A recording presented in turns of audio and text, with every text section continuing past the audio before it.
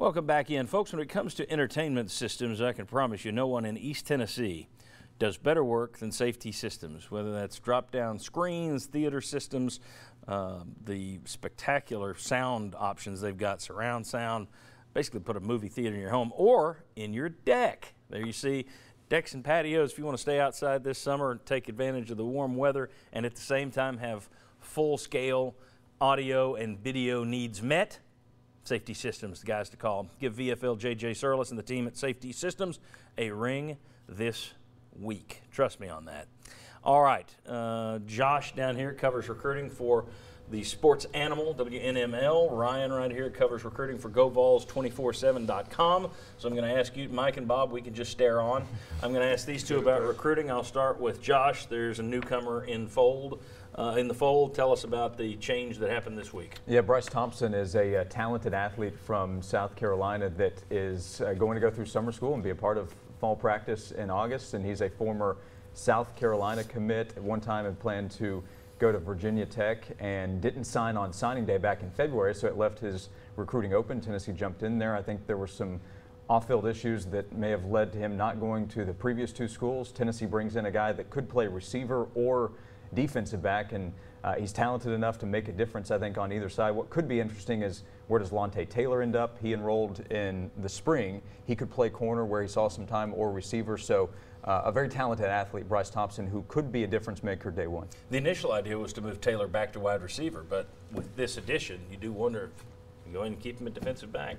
Ryan, other stories to watch right now for Tennessee? Yeah, Tennessee had some visitors on campus this weekend. This will start a busy month of visits, including camps. But this weekend, five-star offensive lineman Darnell Wright was back on campus. This is his fourth visit to Tennessee in less than a year. That one's worth watching, not necessarily because he's making a decision anytime soon. I think he'll take it pretty close to signing day, if not all the way to signing day. But this is a really strong sign that Tennessee is maybe the team to beat, or at least one of the favorites for Darnell Wright. They're battling Alabama, Clemson, Georgia, some big-time programs for him. So the fact that Tennessee keeps getting him on campus, obviously a good sign, and it'll be interesting to see what he says coming out of that visit this weekend. Josh, you got another name to watch out there? Yeah, Warren Burrell, a cornerback, as Tennessee continues to pursue prospects in Georgia, and Tennessee needs help at that position, as we kind of just hit on. But Tennessee would like to add several corners in the 2019 class, and he's a guy that's going to be making an announcement this summer.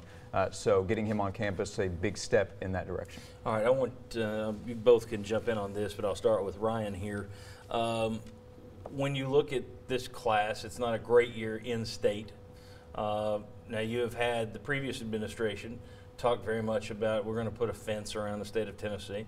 You hear that at schools all over the country. We're going to build a fence around Wyoming or wherever they are. But Tennessee, this staff arrived and said, we're going to go where the players are. Wherever the best players, that's where we're going to recruit. Okay, fine, makes sense.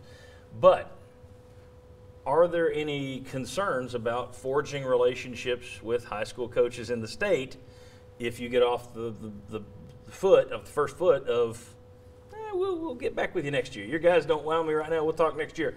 Is there a danger that you're not building relationships the way you would like to in state? There can be. I think it's all about how you play it and how you handle it with those coaches, with those players. If the coaches feel you've been up front with those players, you haven't misled them, it's a salvageable situation at the very least, and sometimes maybe even not a big deal at all. I think the way Tennessee's played it so far, they've been pretty up front with a lot of these guys, so I think they'll be okay in the long run. I also don't know that high school coaches are the end-all be-all with a lot of players to where you have to worry about that as much as you once did. There are a lot of players that are more involved with trainers than with high school coaches, so you've got to keep all those relationships good, but I think as long as you are up front with everyone, you're going to be okay in the long run. That's such a big shift in high school recruiting. It is.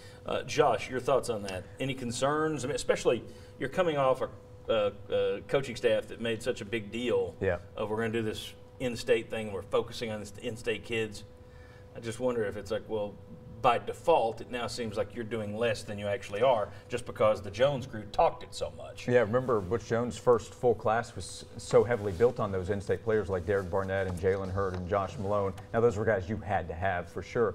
I agree with Ryan. I think honesty is a big factor there. What could be a concern, at least something you have to battle in the future, is if you do allow guys to go on somewhere else out of state this year, Well, in the future, do those schools then use those relationships they built with the players they signed to try to help in the 2020 and beyond classes? That might be something you have to battle as well. Which is a gamble you're always having to make in Sure. that sport. All right, when we come back, tons of Tennessee basketball news to discuss and to cover.